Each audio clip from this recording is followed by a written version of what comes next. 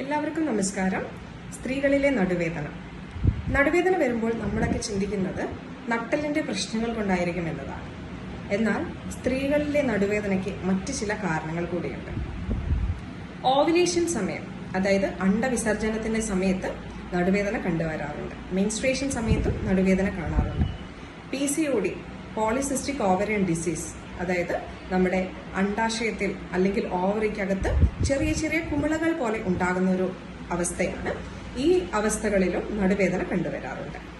യൂട്രസിൽ fibroids ഉണ്ടെങ്കിലും മുഴകൾ ഉണ്ടാവുമ്പോഴും അതോടൊപ്പം എൻഡോമെട്രിയോസിസ് കണ്ടീഷൻസിലും ഒക്കെ നടുവേദന കണ്ടുവരാറുണ്ട്.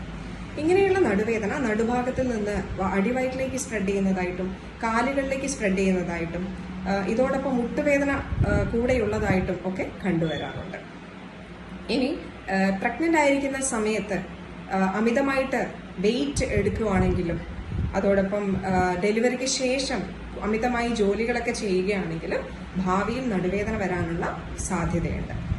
നടുവേദനയുടെ യഥാർത്ഥ കാരണം കണ്ടെത്തി ചികിത്സിക്കേണ്ടത് അത്യാവശ്യമാണ്.